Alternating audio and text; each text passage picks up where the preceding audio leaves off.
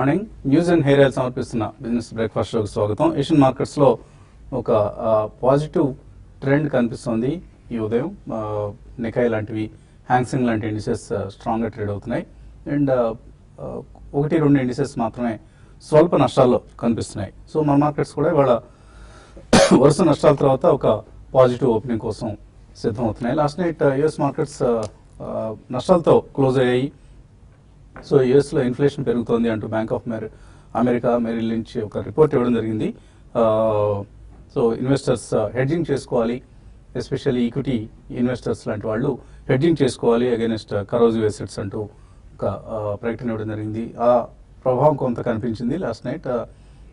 Otherwise Asian మార్కెట్స్లో మాత్రం ఈ ఉదయం ఒక పాజిటివ్ ట్రెండ్ కనిపిస్తుంది. 8560 28 పాయింట్స్ లాభంతో ఎస్ఎక్స్ నిఫ్టీ ప్రస్తుతం ట్రేడ్ అవుతుంది. సో మన మార్కెట్ సంబంధించి ఇవాళ జిఎస్టీ కౌన్సిల్ మీటింగ్ ప్రారంభమవుతుంది. 3 రోజుల GST council meeting. So GST stocks అన్నీ కూడా ఇవాళ లైమ్ లైట్లో ఉండే అవకాశం ఉంది. అలాగే మానిటరీ పాలసీ కమిటీ సంబంధించిన సమావేశం కూడా ఇవాళ ఉంది. మేబీ అందులో ఎటువంటి హాకిష్ ఆర్ డోవిష్ కామెంట్స్ వస్తాయనేది కూడా కొంత మార్కెట్స్ గమనిస్తున్నాయి. అదర్వైజ్ మార్కెట్స్ కొద్ది రోజులుగా ప్రాఫిట్ బుకింగ్ కరెక్షన్ ఫేజ్లో ఉన్నాయి. Nifty 8500 level, 100-day moving average ఏదైతే ఉందో అది 8500 సమీపంలో ఉంది. ఆ లెవెల్ని నిలబెట్టుకోగలిగితే అది సపోర్ట్గా, స్ట్రాంగ్ సపోర్ట్గా భావిస్తుంది మార్కెట్. ఆ లెవెల్ని నిలబెట్టుకోగలిగితే ఓకే, నిలబెట్టుకోలేకపోతే కొంత కరెక్షన్, మేబీ 100-200 పాయింట్స్ కరెక్షన్ వచ్చే అవకాశం కూడా ఉంది. అండ్ నిన్నైతే మనం చూసాం క్లియర్గా ICICI bank was the winner. So ICICI bank almost 7% లాభంతో క్లోజ్ కావడం చూసాం. ఎస్ఆర్ రాస్నెఫ్ట్ డీల్ ఏదైతే ఉందో ఆ డీల్ నుంచి ఒక డెట్ రికవరీ హోప్స్ ఐసిఐసిఐ కౌంటర్లో కనిపించాయి. సో అందుకనే ఐసిఐసిఐలో నేను ఒక strong delivery based buying almost ఒక 1000 crores వర్త్ స్టాక్స్ని ఇన్స్టిట్యూషనల్ ఇన్వెస్టర్స్ నేను కొనడం చూస్తాం. చాలా కాలం తర్వాత ఇన్ఫ్యాక్ట్ ఐసిఐసిఐ ఇలా ఒక స్ట్రాంగ్ పెర్ఫార్మెన్స్ చూపించడం. నిన్న మార్నింగ్ కూడా మనం అనుకున్నాం ఐసిఐసిఐ, యాక్సిస్ ఈ రెండు బ్యాంక్స్ కూడా strong beneficiaries from SR deal అని. సో అదే పరిస్థితి నిన్న మనం తర్వాత ఈ ట్రేడింగ్లో కూడా చూసాం. And PSU banks, of course PSU బ్యాంక్స్లో కొంత ఇంకా ర్యాలీకి స్టాప్ పడింది. అంతకుముందు మనం చూసాం ఇయర్ టు డేట్ చూస్తే కొన్ని బ్యాంక్స్ మనకు 12-30% కూడా పెరిగాయి. బట్ అదర్ స్టాక్స్లో మనం ప్రైవేట్ బ్యాంక్స్ కొద్దిగా వెనుకబట్టడం చూసాం. లైక్ యాక్సిస్ కావచ్చు, ఐసిఐసిఐ కావచ్చు. ఇక్కడ నుంచి కొంత క్యాచ్అప్ ఉండొచ్చు బహుశా యాక్సిస్, ఐసిఐసిఐ లాంటి కౌంటర్స్లో. ఇవాళ ఎలా ట్రేడ్ అవుతాయి ఈ కౌంటర్స్ అనేవి కొంత ఆసక్తికరం. అదర్వైజ్ రిజల్ట్ సీజన్ కొనసాగుతుంది. ఇవాళ కూడా మ్యాస్టెక్ కావచ్చు, హ్యావెల్స్ కావచ్చు, క్యాన్ఫిన్ హోమ్స్ కావచ్చు, ఆర్ క్వార్టర్లీ రిజల్ట్స్లో మనకు Hatsun Agro, Greenlam Industries, Clutch Auto, ఇటువంటి కంపెనీస్ అన్ని కూడా ఇవాళ రిజల్ట్స్ ప్రకటించబోతున్నాయి. Course not big names, but ఎటువంటి రిజల్ట్స్ ఈ కంపెనీస్ నుంచి వస్తాయనేది కూడా కొంత ఆసక్తికరం. సో థర్స్డే ఈసీబీ మీటింగ్ ఉంది. గ్లోబల్ క్యూస్లో ఒక ఇంపార్టెంట్ క్యూ ఎల్లుండి జరగబోయే European Central Bank meeting. Maybe ఈ మీటింగ్లో ఎటువంటి నిర్ణయాలు తీసుకుంటారనేది కూడా కొంత మార్కెట్స్ ఆసక్తిగా గమనిస్తున్నాయి. అదర్వైజ్ ఎఫ్ఐఎస్ సెల్లింగ్ కొనసాగుతుంది.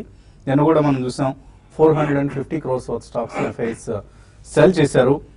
లాస్ట్ 4 daysలో మన ఎఫ్ఐఎస్ బిహేవియర్ చూస్తే 2900 crores వర్త్ స్టాక్స్ వాళ్ళు అమ్మారు. సో ఎఫ్ఐఎస్ నుంచి సెల్లింగ్ కొనసాగుతుంది. డిఐఎస్ కొంత మేరకు మద్దతునిచ్చే ప్రయత్నం చేస్తున్నారు. బట్ ఎఫ్ఐఎస్ సెల్లింగ్ ఆగకపోతే, ఎందుకంటే ఫ్యూచర్స్లో కూడా ఎఫ్ఐఎస్ ఇప్పుడు సెల్ చేస్తున్నారు. కోర్స్ ఇది కొద్దిగా షార్ట్ టర్మ్ సంబంధించి మేబీ 1 or 2 days సంబంధించి నెగిటివ్ అంశం అయినప్పుడు కూడా ఇప్పుడు షార్ట్స్ బిల్డ్ అవుతూ ఉండడం అనేది ఒక హెల్దీ ట్రెండ్గా మనం తీసుకోవచ్చు. ఎందుకంటే ఇప్పటిదాకా మనం లాస్ట్ 2-3 monthsగా ఎఫ్ఐఎస్ వరుసగా లాంగ్ పొజిషన్స్ ఆల్మోస్ట్ 80-85% లాంగ్ పొజిషన్స్తో నెట్కి వస్తున్నారు. ఇప్పుడు అది కొంత తగ్గుముఖం పట్టింది, 70sలోకి వచ్చేసింది వాళ్ళ లాంగ్ పొజిషన్స్. అంటే ఒక 20-30% షార్ట్స్ బిల్డ్ అయ్యే పరిస్థితి ఇక్కడ ఉంది. సో ఇది మేబీ ఇంకొంచెం పెరిగితే మార్కెట్స్కి ఒక హెడ్జింగ్ కంప్లీట్ అయినట్లుగా మనం భావించవచ్చు.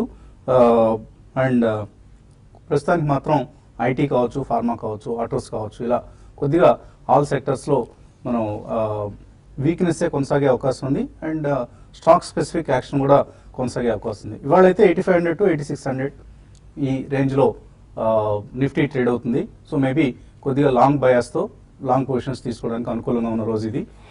వరుస నష్టాల తర్వాత మనం ఇవాళ కొద్దిగా బయింగ్ వచ్చే అవకాశం మార్కెట్స్లో కనిపిస్తుంది. సో సెలాన్ ర్యాలీస్ మూడ్ మనం లాస్ట్ 4 daysగా చూసాం. అది ఇక్కడ నుంచి బై అండ్ డిప్స్గా మారుతుందా అనేది చూడాలి. మార్కెట్స్ పరిస్థితి గురించి మాట్లాడడానికి అనలిస్ట్ మనతో సిద్ధంగా ఉన్నారు. సో కొంత కరెక్షన్ చూసాం మనం. ఈ కరెక్షన్ ఇక్కడతో ఆగుతుంది అనుకుంటున్నారా? బయింగ్ వెళ్ళొచ్చా ఇక్కడ నుంచి, లేదు ఇంకా కొంతకాలం వెయిట్ చేయమంటారా? డెఫినెట్లీ ఇంకొద్దిగా కాలం వెయిట్ చేయడం అంటే పెద్ద మనీ ఎవరైనా కమిట్ చేయాలంటే మాత్రం కొద్దిగా కాలం వెయిట్ చేస్తేనే బెటర్ అండి. ఎందుకంటే రిజల్ట్ సీజన్ మనకి మొదలైంది. కొన్ని పెద్ద రిజల్ట్స్ వచ్చాయి, ఎస్పెషలీ ఐటీ కౌంటర్స్లో. తర్వాత మనకి చిన్న రిజల్ట్స్ అనేది కొంచెం ఆటో యాన్సిలరీ వాటిలో మనం చాలా స్ట్రాంగ్ రిజల్ట్స్ అనేది చూసాం. జై భారత్ మారుతి ఒకటి, భారత్ సీడ్స్, ఇటువంటి కంపెనీస్ ఎక్స్ట్రాడినరీ పర్ఫార్మెన్స్ చూపించాయి. కాబట్టి మనకి రిజల్ట్ సీజన్ అయ్యే ముందర మాత్రం డెఫినెట్లీ ఈ price adjustment and even time wise correction అనేది ఇండివిజువల్ స్టాక్స్ అండ్ సెక్టర్స్ లో కూడా ఉండే అవకాశం ఉంది. కాబట్టి మేజర్ గా మనకి ఎక్స్టర్నల్ డొమెస్టిక్ ఈవెంట్స్ అంటూ అంతగా లేవు, ప్రభావితం చూపించేది. ఇట్స్ ఓన్లీ రిజల్ట్ సీజన్ అండి. So eventually fundamentals will dictate the stock prices అని చెప్తుంటాం. కాబట్టి నెక్స్ట్ మేబీ 2 or 3 weeks తప్పకుండా ఈ price adjustment even time wise correction అనేది జరిగే అవకాశం ఉంది. But be selective and you can wait for some more time అండి. ఇమీడియట్లీ రష్ ఇన్ అయ్యి లాంగ్ టర్మ్ ఇన్వెస్ట్మెంట్స్ ఫ్రెష్ గా చేయదలుచుకున్న వాళ్ళు కమిట్ చేయాల్సిన అవసరం లేదు. గతంలో ఎవరైనా చేసింటే మాత్రం తప్పకుండా కంటిన్యూ చేయొచ్చండి. But out sized gains and substantial gains ఉంటే మాత్రం కొద్దిగా ప్రాఫిట్ బుక్ చేయడం అనేది ఉత్తమమే. ఒక సెక్టర్ కాకపోయినా ఇంకో సెక్టర్లో మంచి స్టాక్స్ దొరుకుతాయి. So next 2-3 weeks it's going to B it's range bound market అనే చెప్పాలండి. ఎందుకంటే కొన్ని సెక్టర్స్ చాలా ఫెనామినల్ రన్అప్ మనం చూసాం. ఎస్పెషలీ డై స్టఫ్స్, పిగ్మెంట్స్, ఇటువంటి వాటిలో మాత్రం అవుట్ సైజ్ గెయిన్స్ మనం 3 to 6 months లో చూసాం. మోర్ దెన్ 100% పెరిగిన స్టాక్స్ కూడా ఉన్నాయి. సిమిలర్లీ ఫైనాన్షియల్ స్టాక్స్ లో ఆల్మోస్ట్ 20-30% కూడా పెరిగిన స్టాక్స్ ఉన్నాయి లాస్ట్ 3 to 4 months లో. So be a little bit cautious. Bulk money commit చేయాలంటే ఎక్కడైతే మార్కెట్ స్టెబిలిటీ అండ్ ఓవరాల్ గా రిజల్ట్స్ వచ్చిన తర్వాత కాస్త stability price wise individual stocks or maybe sector wise కాస్త కరెక్షన్ అయిన తర్వాత they can buy at the first price point అండి. తర్వాత maybe last quarter of this year, probably next month మనకి యుఎస్ ఎలక్షన్ రిజల్ట్స్ ఉన్నాయి. దాని తర్వాత డిసెంబర్లో వాళ్ళు హైక్ చేస్తారా లేదా రేట్ అనేది కొద్దిగా నాయిస్ కూడా పెరుగుతుంది. మనకు కూడా డిసెంబర్లో ఒక మీటింగ్ ఉంటుంది ఆర్బీఐ వాళ్ళు, ఇక్కడ రేట్ కట్ చేస్తారా. So at that point of time probably second price point లో కొనొచ్చు. But next 2-3 weeks is going to be range bound. Be a little bit cautious but get ready and prepared. Be prepared with money to invest at the first price point. So Deepavali సందర్భంగా October 30 తేదీన muhurat trading నిర్వహించబోతున్నారు గంట సేపు. So ప్రతి దీపావళికి జరిగినట్టుగానే ఈసారి కూడా muhurat trading. పూర్తి వివరాలు మన ప్రాఫిట్ యువర్ ట్రేడ్ వెబ్సైట్లో ఉన్నాయి. అలాగే రకరకాల ఆసక్తికరమైన వార్తలు ప్రాఫిట్ యువర్ ట్రేడ్ సైట్లో మనకు కనిపిస్తున్నాయి. సో రోజుకి ఒకసారైనా ప్రాఫిట్ యువర్ ట్రేడ్ని విజిట్ చేయడం మర్చిపోవద్దు. చక్కటి ఆసక్తికరమైన మన అనలిస్ట్ రికమెండేషన్స్, అలాగే కార్పొరేట్ ఇన్ఫర్మేషన్, కార్పొరేట్ అప్డేట్స్ అందుబాటులో ఉన్నాయి. స్టాక్ మార్కెట్ అప్డేట్స్ కూడా మార్కెట్స్లో ఎప్పటికప్పుడు మన టీం అందించే ప్రయత్నం చేస్తుంది. సో టెక్నికల్లీ ట్రేడర్స్ ఇవాళ ఉదయం ట్రేడింగ్ ఎలా ప్రారంభించవచ్చు? ఈరోజు నిన్నటి వీక్నెస్ తర్వాత ఈరోజు మార్కెట్లో కొంచెం గ్యాప్ అప్ ఓపెన్ అవుతుంది. అయితే అక్కడి నుంచి మార్కెట్స్ ఎంతవరకు పెరుగుతాయి అనేది కొంచెం డిఫికల్టే ఉంటుంది ఈరోజు ట్రేడింగ్ పరంగా. ఎందుకంటే మన మార్కెట్స్ పరంగా చెప్పాలంటే బాగా వీక్ ఉన్నాయి. లాస్ట్ ఒక 3-4 ట్రేడింగ్ సెషన్ కానీ గమనిస్తే బాగా వీక్నెస్ అనేది హైయర్ లెవెల్స్లో మార్కెట్ సస్టైన్ కాలేకపోతున్నాయి. అయితే గ్లోబల్ క్యూస్ ఈ రోజు మార్నింగ్ వరకు పాజిటివ్ ఉన్నాయి. కాబట్టి కొంచెం ఓపెనింగ్ మార్కెట్స్ పాజిటివ్ ఉన్నప్పుడు 10 to 15 minutes లేక హాఫ్ అన్ అవర్ ట్రేడ్ తర్వాత అవి కంటిన్యూగా 8540 పైన సస్టైన్ కాగలిగితే నిఫ్టీ అంటే ఒక 25 points ప్లస్లో ఉండి అక్కడ దానిపైన అబవ్ ఉంటే పొజిషన్ తీసుకోమంటాను. అయితే కొంచెం కాంట్రాక్ట్ బెట్ కింద ఇక్కడ నుంచి ఏంటంటే ఐటీ ప్యాక్లో కూడా పొజిషన్ తీసుకోమంటాను. లైక్ ఇన్ఫోసిస్ ఒకటి వీక్గా ఉంది. దీంట్లో కొంత షార్ట్స్ కూడా లాస్ట్ కొన్ని రోజులుగా బిల్డ్ అవుతూ వచ్చాయి. కాబట్టి ఈ లెవెల్స్ నుంచి కొంచెం ఇది పెరగడానికి అవకాశం ఉంటుంది. దాన్ని లాంగ్ పొజిషన్ ఈ రోజుకి బై చేసుకోవచ్చు. అదేవిధంగా డాక్టర్ రెడ్డి ల్యాబ్స్ కూడా కరెంట్ లెవెల్స్లో కొంచెం సపోర్ట్ తీసుకొని పెరగడానికి అవకాశం కనపడుతుంది. ఈ రోజు కూడా అది పెరగచ్చు, కొంచెం పార్టిసిపేషన్ బాగానే ఉండే అవకాశం ఉంది. కాబట్టి 3000 కింద దాన్ని స్టాప్ లాస్ పెట్టుకొని 3020 పైన కానీ సస్టైన్ అయితే దాంట్లో కూడా బయింగ్ పొజిషన్ తీసుకోమంటాను. అయితే బ్యాంకింగ్ నిఫ్టీ అనేది నిన్నటి రోజు చూస్తే ఐసిఐసిఐ బ్యాంక్ వల్ల మార్కెట్ ఎంత పడినా కూడా బ్యాంక్ నిఫ్టీ పెద్దగా పడలేదు. బట్ ఈ రోజు కొంచెం బ్యాంక్ నిఫ్టీలో హయ్యర్ లెవెల్స్లో సెల్లింగ్ రావడానికి అవకాశం ఉంది. బ్యాంక్ నిఫ్టీ విషయానికి వస్తే ఇక్కడ నుంచి ఒక 100 points 19,200 ఆ లెవెల్కి వచ్చినప్పుడు కూడా సెల్ చేయమంటాను. రానున్న రోజుల్లో మళ్ళీ కొంత వీక్ అయ్యే అవకాశం కనపడుతుంది. మిడ్ క్యాప్లో చూస్తే నేను లాస్ట్ కొన్ని రోజులు కూడా ఆ స్ట్రెంత్ అనేది నేను కనపడలేదు. కాబట్టి మిడ్ క్యాప్లో క్వాలిటీ స్టాక్స్లో స్టే ఇన్వెస్ట్మెంట్ చెప్తా కానీ మిడ్ క్యాప్ చిన్న స్టాక్స్లో మాత్రం లాంగ్ పొజిషన్స్ ఏమైనా ఉంటే కట్ చేసుకోమంటాను. ఈ మార్కెట్ 8.5 లెవెల్ కానీ కట్ అయిందంటే మిడ్ క్యాప్లో ఇంకా సెల్లింగ్ అనేది ఇంకా ఉధృతమయ్యే అవకాశం ఉంది. కాబట్టి దాన్ని దృష్టిలో పెట్టుకొని ట్రేడ్ చేసుకోమంటాను. ఓవరాల్గా మార్కెట్స్ ఈరోజు కొంచెం పాజిటివ్లో క్లోజ్ అయ్యే అవకాశం కనపడుతుంది. నిఫ్టీకి ఈరోజు 8520 నిన్న క్లోజింగ్ దగ్గర సపోర్ట్ ఉంది, 8540 ఇంటర్డే రెసిస్టెన్స్ ఉంటుంది. ఆ బ్యాంక్ నిఫ్టీకి 19,200 దగ్గర సపోర్టు, 19,050 దగ్గర 19,200 దగ్గర రెసిస్టెన్స్, 19,050 దగ్గర సపోర్ట్ లభించే అవకాశం ఉందండి. సో మనం స్టాక్ మార్కెట్స్లో అనాలిసిస్లో రిస్క్ రేషియోస్ని ఉపయోగిస్తూ ఉంటాం, ఆల్ఫా బీటా ఇటువంటి రిస్క్ రేషియోస్ని. సో ఆల్ఫా అంటే బెంచ్ మార్క్ ఇండెక్స్తో కంపేర్ చేస్తే ఒక స్టాక్ ఎంత అవుట్ పెర్ఫామ్ చేస్తుంది లేదా ఎంత అండర్ పెర్ఫామ్ చేస్తుంది, దీన్ని ఆల్ఫాగా చెప్తూ ఉంటాం. బీటా అంటే అఫ్ కోర్స్ వోల్టైలిటీని ఇండికేట్ చేస్తుంది. హై బీటా అంటే high volatile stock compare to the bench mark indices. లో బీటా అంటే లెస్ వోల్టైల్ స్టాక్స్, ఎక్కువగా మూమెంట్స్ ఉండవు, హై మూమెంట్ ఉండే వాటిని హై బీటా స్టాక్స్ అంటూ ఉంటారు. ఇప్పుడు ఆల్ఫా స్టాక్స్ అంటూ మనం ఒకసారి కన్సిడర్ చేస్తే నిఫ్టీలో ఆల్ఫా 50 అంటూ ఒక ఇండెక్స్ ఉంది. సో నిఫ్టీ ఆల్ఫా 50లో ఉన్న ఇండెక్స్ స్టాక్స్లో 10 ఆల్ఫా స్టాక్స్ లాస్ట్ 3 ఇయర్స్లో 500 to 2,400% రిటర్న్ ఇచ్చాయి. ఫర్ ఇన్స్టెన్స్ ఇండోకౌంట్ ఇండస్ట్రీస్, ఇది నిఫ్టీ ఆల్ఫా 50లో ఉన్న స్టాక్. ఇది లాస్ట్ 3 ఇయర్స్లో 2,400% రిటర్న్ ఇచ్చింది.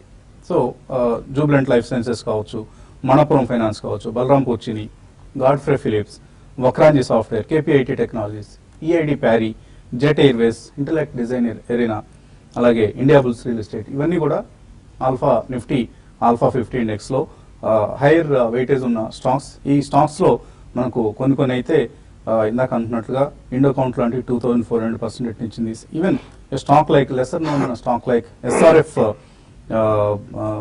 ఈ స్టాక్ 994% రిటర్న్, 1000% అంటే 10 times పెరిగిందనమాట ఈ స్టాక్ లాస్ట్ 3 ఇయర్స్లో.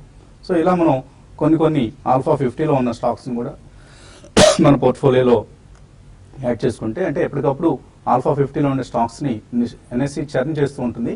ఆ మార్పుల్ని స్పష్టంగా గమనిస్తూ కొన్ని స్టాక్స్ వీటిలో బాగా అవుట్ పెర్ఫామ్ చేసే ఛాన్స్ ఎక్కువగా ఉంటుంది among the mid cap pack. So ఇటువంటి స్టాక్స్ని మనం పోర్ట్ఫోలియోకి యాడ్ చేసుకోవచ్చు. మీకు ఎన్ఎస్సి సైట్కి వెళ్తే ఆల్ఫా 50లో ఎటువంటి స్టాక్స్ ఉన్నాయనేది స్పష్టంగా తెలుస్తుంది. కాలర్స్ లైన్లో ఉన్నారు. ఫస్ట్ కాలర్ హైదరాబాద్ నుంచి Krishna. Good morning everybody sir. Morning అండి, అడగండి sir. First question, Tata steel 420 average price లో ఉంది సార్, దాని షార్ట్ టర్మ్ అవుట్లుక్ ఎలా ఉంటుంది? ఇంకోటి షుగర్ స్టాక్స్ అన్ని ఇప్పుడు ఏం మళ్ళీ పెరగట్లేదు, ఏంటో వాటి ట్రెండ్ ఎలా ఉంటుంది? ఉన్నాయా మీ దగ్గర షుగర్ స్టాక్స్ ఉన్నాయా?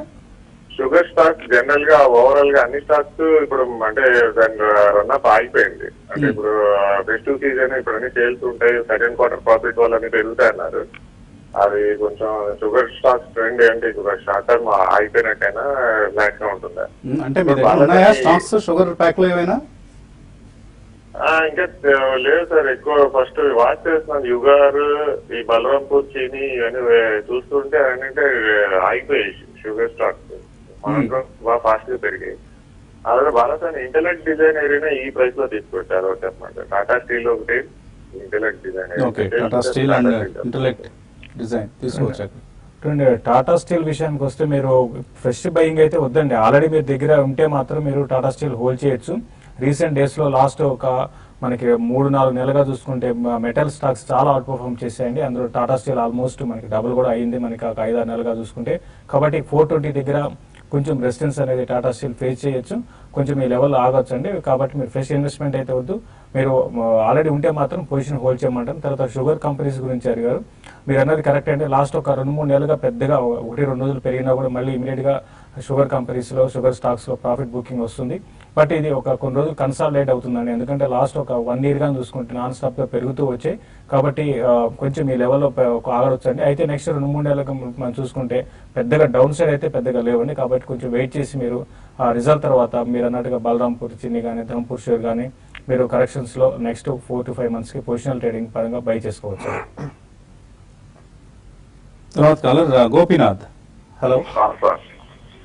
నమస్తే అండి, అడగండి గోపీనాథ్. సార్ నమస్తే సార్. నమస్తే సార్. సార్ నమస్తే అండి, గోపీనాథ్ అండి. అడగండి గోపీనాథ్. సార్, ఈ మోతీలాల్ ఓస్వాల్ కంపెనీలో 25 lakhs ఇన్వెస్ట్ చేస్తే నేను ఎంతవరకు ఎప్పుడు షేర్లు కొనుక్కోలేదండి. ఈ మోతీలాల్ ఓస్వాల్ కంపెనీలో 25 lakhs ఇన్వెస్ట్ చేయొచ్చా? మోతీలాల్ ఓస్వాల్ బ్రోకింగ్ కంపెనీ మీదలో ఇన్వెస్ట్ చేద్దాం అనుకుంటున్నారు మీరు, అంటే ఆ షేర్స్ లోనా? ఇప్పుడు బాగుంటుంది మీరు మనీ. నేను కూడా జ్యోతిలో పడింది రామ్దేవ్ అగర్వాల్ మనీ మంత్రాలు అని, అది కూడా చదివాను నేను పేపర్లో, జామ జ్యోతిలో. ఓకే అండి, రామ్దేవ్ అగర్వాల్ గారు one of the successful personalities in the stock broking profession.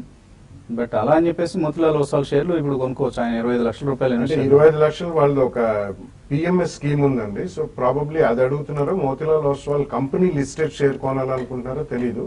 So ఒకవేళ మీరు పిఎంఎస్ లో ఇన్వెస్ట్ చేయదలుచుకుంటే డెఫినెట్లీ ఇన్వెస్ట్ చేయొచ్చండి. ఎందుకంటే బట్ కంటిన్యూస్లీ మీరు కాస్త మానిటర్ చేసుకుని అందులో వాలంటరీ అండ్ ఇన్వాలంటరీ రెండు రకాలుగా ఉంటుంది. They have done a decent job.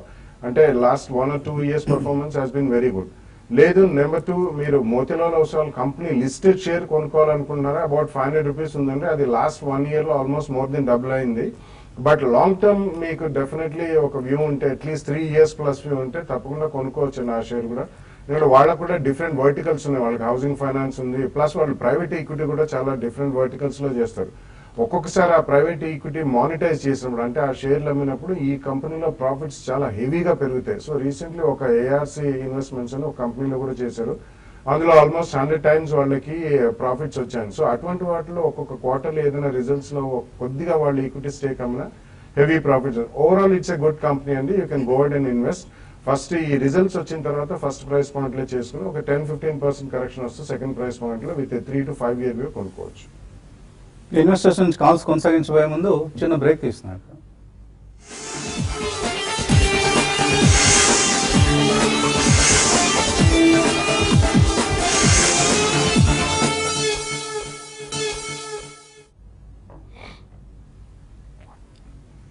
న్యూజిన్ hair oil సమర్పిస్తున్న బిజినెస్ బ్రేక్ఫాస్ట్ షోకి తిరిగి స్వాగతం. కెల్టన్ టెక్నాలజీస్ ఈ షేర్ ప్రైస్ నిన్న కూడా ఆల్మోస్ట్ ఒక 13% పడిపోయింది. Something is wrong in this company. మనం గతంలో కూడా కొద్దిగా హెచ్చరించడం జరిగింది, కెల్టన్ టెక్నాలజీ షేర్లకి దూరంగా ఉండండి అంటూ. So stay away from this counter. మనం ఒక టైంలో ప్రమోటర్ని ఇక్కడికి మన స్టూడియో కూడా ఇన్వైట్ చేసి పరిచయం చేసే ప్రయత్నం చేసాం. బట్ సిన్స్ దెన్ వాళ్ళ గైడెన్స్ కావచ్చు, ఇతర అంశాలు, కార్పొరేట్ గవర్నెన్స్ ఇష్యూస్, వీటిలో చాలా చాలా పూర్గా వాళ్ళు కనిపిస్తున్నారు. సో కెల్టన్ టెక్నాలజీ షేర్లకి దూరంగా ఉండండి అంటూ మనం మరొకసారి, హైదరాబాద్ సంబంధించిన కంపెనీస్ చాలా వరకు ఇలాగే బిహేవ్ చేస్తూ ఉంటాయి. అది కెల్టన్ కావచ్చు, లైకోస్ కావచ్చు, తాన్లా సొల్యూషన్స్ కావచ్చు. ఇటువంటి కంపెనీస్ అన్నీ కూడా ఇన్వెస్టర్స్ కాన్ఫిడెన్స్ని పూర్తిగా పటాపంచలు చేసే ప్రమోటర్స్ మన దగ్గర ఉండడం అనేది దురదృష్టకరం. సో ఇటువంటి కంపెనీస్ పట్ల, షేర్ల పట్ల జాగ్రత్తగా ఉండాలి. Let us not destroy wealth creation activity. Callers line లో ఉన్నారు. తర్వాత కాలర్ హైదరాబాద్ నుంచి శ్రీహరి. హలో, గుడ్ మార్నింగ్ అండి. మార్నింగ్ అండి. అడగండి శ్రీహరి. గుడ్ మార్నింగ్ అండి. డాక్టర్ రెడ్డిస్ 1 year నుంచి హోల్డ్ చేస్తున్నానండి. ఇంకా 16% డిక్లైన్ లో ఉంది. తర్వాత స్నోమెన్ లాజిస్టిక్స్ ఒకటి 24% డిక్లైన్ లో ఉందండి. ఇప్పుడు లాంగ్ టర్మ్ పర్పస్ యావరేజ్ చేయొచ్చా ఒకటండి. ఇంకా వసంత్ కుమార్ గారు ఆల్ఫా నిఫ్టీ స్టాక్స్ అన్నారు. అది ఇండెక్స్ పెరుగుతున్నప్పుడు అడ్వాంటేజ్ ఉంటుంది, ఇన్ కేసు డౌన్ ట్రెండ్ ఉన్నప్పుడు కూడా మనకు అడ్వాంటేజ్ ఉంటుందా? ఇండెక్స్ పెరుగుతున్నప్పుడు అని కాదండి, అందులో ఆ స్టాక్ సంబంధించిన ఆల్ఫా సపోజ్ 1 అని అన్నాం అనుకోండి, అది బెంచ్ మార్క్ కి ఈక్వల్ గా పెర్ఫామ్ చేస్తుందని. ఒకసారి నిఫ్టీ 50లో కనుక ఆ స్టాక్ ఉంటే, అలాగే సే నిఫ్టీ మిడ్ క్యాప్ ఇండెక్స్ లో ఉంటే ఆ stock 1 Nifty mid cap index తో సమానంగా పెర్ఫామ్ చేస్తుంది. సే ఆల్ఫా 2 అయింది అనుకోండి, so it has out performed the bench mark index by 2 times అని. సో ఆల్ఫా కనుక ఒకవేళ 5 అంటే, సో బెంచ్ మార్క్ ఇండెక్స్ కంటే 5 times ఎక్కువ అవుట్ పెర్ఫార్మ్ చేస్తుంది. అలాగే -1 అని చూపించాం అనుకోండి, so it has under performed అని. సో అలా దాన్ని అర్థం చేసుకోవాలి. సో ఆల్ఫాకు ఉన్న ప్రత్యేకత అది. యా డెఫినెట్లీ అండి. అంటే మీకు ఆల్ఫా ఇండెక్స్ లో పెరుగుతున్నప్పుడు అడ్వాంటేజ్ ఉంటుందా, పడుతున్నప్పుడు కూడా ఉంటుందా అంటే, that's very good for traders అండి. ఆల్ఫా ఇండెక్స్ లో అది ఇంక్లూజన్ రావాలంటే అది చాలా లాస్ట్ 6 months or 1 year లో ఎక్సెప్షనల్ పర్ఫార్మెన్స్ చూసిన కంపెనీస్. ఇందాక వసంత్ గారు కూడా మెన్షన్ చేశారు, అది ఎప్పటికప్పుడు these are all dynamic indexes. So అందులో ఇంక్లూడ్ చేయడం అనేది జరుగుతుంది. సో చాలా మంది అది ఇంక్లూడ్ చేసిన తర్వాత డెఫినెట్లీ మనం పొజిషన్ తీసుకుంటే స్వల్ప కరెక్షన్స్ ఉంటాయి. అటువంటిప్పుడు మనం భయపడకుండా, మనం కొన్న తర్వాత లెట్స్ సే ఒక 100 రూపీస్ లో కొన్నాం ఫర్ ఎగ్జాంపుల్, అది ఒక 70-80 రూపీస్ పడిపోతే ఒక 15-20%, బికాస్ పర్ఫార్మెన్స్ చాలా ఎక్సెప్షనల్ ఉంది కాబట్టి భయపడి అమ్మకూడదండి. సో అటువంటివి లాంగ్ టర్మ్ గ్రోత్ ఉన్న కంపెనీస్ ఉన్నాయి. కొంచెం you should go back in to the fundamentals and check it అండి. సో ఉదాహరణ Bajaj Finance Alpha Nifty Alpha 50లో ఉన్న స్టాక్ ఇది. Yeah. లాస్ట్ 3 years లో 730% రిటర్న్ ఇచ్చింది, అంటే 7 times పెరిగింది అనమాట 3 years బ్యాక్ ఉన్న ప్రైస్ తో కంపేర్ చేస్తే. So that's one good alpha 50 stock అనమాట. సో ఇటువంటి స్టాక్స్ ని మనం ఆ 50 ఇండెక్స్ లో గమనించవచ్చు. ఇవన్నీ కూడా బాగా అవుట్ పెర్ఫార్మెన్స్ చేస్తున్న కంపెనీస్ గా మనం తీసుకోవచ్చు. అండ్ కొన్నిటికి వెయిటేజ్ తక్కువ ఉన్న వాటికి అండర్ పెర్ఫార్మెన్స్ ఉందని కూడా అర్థం చేసుకోవాలి. పీఈజీ అని ఒకటి అంటారండి. సో ఇందాక మీరు రేషియోస్ మాట్లాడారు కూడా కాబట్టి PEG price earnings to growth అంటే దాని కంపారిటివ్ గ్రోత్స్ ఎంపారికల్ స్టడీ చేస్తే లాస్ట్ 3-4 years లో ఎట్లా ఉంది, రాబోయే కాలంలో ఎట్లా ఉంటుంది. సో అడ్రసబుల్ మార్కెట్ చాలా పెద్దగా ఉండి సస్టైనబిలిటీ ఆఫ్ ఎర్నింగ్స్ ఉంటే మాత్రం డెఫినెట్లీ అందులో గ్రోత్ అనేది మనకు కనిపిస్తుందండి. So huge market. So generally మన లాస్ట్ ఒక 2-3 decades తీసుకుంటే అవుట్ పర్ఫార్మ్ చేసిన షేర్లు అంటే ఎఫ్ఎంసీజీ షేర్లు కానివ్వండి, ఫార్మస్యూటికల్ సెక్టర్ కానివ్వండి, ఐటీ కానివ్వండి, ఇటువంటి దాంట్లో ఎక్సెప్షనల్లీ స్ట్రాంగ్ గెయిన్స్ మనం చూసాం. కొన్నిట్లో లెట్స్ హెవీ ఇంజనీరింగ్, B2B అంటారు. B2B సెగ్మెంట్ లో మనకు అంతగా షేర్ హోల్డర్ రిటర్న్ కొన్ని దాఖలాలు తప్పించి ఎక్కువ వచ్చే అవకాశం లేదు. సో అడ్రసబుల్ మార్కెట్ హెవీగా ఉంటే డెఫినెట్లీ కొద్దిగా రేషియోస్ ఇంప్రూవ్ అయినా అవుట్ సైజ్ ప్రాఫిట్స్ వస్తాయి కాబట్టి అందులో గెయిన్స్ అనేది చాలా ఎక్కువ వస్తాయి. So and doctor Reddy's labs 1 year గా హోల్డ్ చేస్తున్నారు, నష్టం ఉన్నారు, ఏం చేయాలి? డెఫినెట్లీ హోల్డ్ చేయమని చెప్తాను. ఓవరాల్ మనకి ఫార్మస్యూటికల్ ప్యాక్ లాస్ట్ 1.5 year కూడా నిస్తేజంగా ఉంది. అండ్ డెఫినెట్లీ మనకి మిడ్ క్యాప్ లో స్వల్పంగా ఒక 3 to 5 స్టాక్స్ తప్పించి ఎక్కువ పార్టిసిపేషన్ మనం గమనించలేదు. అది because of regulatory issues. Number 1 అండి, రెగ్యులేటరీ లాస్ట్ 1.5 year లో చాలా ఉధృతం చేశారు. ఎఫ్డిఏ వాళ్ళు ఆకస్మిక తనిఖీ లాగా కూడా ఇన్స్పెక్షన్స్ చాలా హెవీగా చేసి they trying to clean up the act and it's a structural change in the pharmaceutical industry. So nothing to worry అండి. అట్లీస్ట్ ఈ 3,000 to 3,100 దగ్గర చాలా స్ట్రాంగ్ గా షేర్ లాస్ట్ 6 months లో కూడా స్టేబుల్ గా ఉంది. వాళ్ళే 3,600 రూపీస్ దాకా బైబ్యాక్ కూడా అనౌన్స్ చేశారు. But that's a process which takes time in the market. కాబట్టి కొద్దిగా ఓపిక పట్టింది. రాబోయే మేబీ 1 or 2 years లో తప్పకుండా మీకు మంచి గెయిన్స్ వచ్చే అవకాశం ఉంది. బై ఛాన్స్ కొద్దిగా మార్కెట్ వీక్ ఇక్కడ నుంచి ఏమైనా 100-200 రూపీస్ కరెక్ట్ అయితే సెకండ్ ప్రైస్ పాయింట్ లో కూడా కొనుక్కోవచ్చు. అలాగే సోమెన్ లాజిస్టిక్స్ కూడా జిఎస్టీ మీటింగ్ ఉంది కాబట్టి ఈ నెక్స్ట్ 3 days యాక్టివ్గా ఉంటుంది. సో మీరు ప్రస్తుతానికి హోల్డ్ చేయండి. మీ లాస్ కొంత మేరకు రికవర్ అయ్యే అవకాశం ఉంది, మీరు చెప్పిన 20% లాస్ ఏదైతే ఉందో. ఇంకా కాలర్స్ అలాగే మెయిలర్స్ వెయిట్ చేస్తున్నారు, కానీ సమయం మించిపోయింది మనకు. youtube.com లో మిగతా కాల్స్ని అలాగే మెయిల్స్ని తీసుకునే ప్రయత్నం చేద్దాం. చిన్న బ్రేక్ తీసుకుందాం. బ్రేక్ తర్వాత మళ్ళీ యూట్యూబ్ ప్లాట్ఫామ్ మీద కలుద్దాం.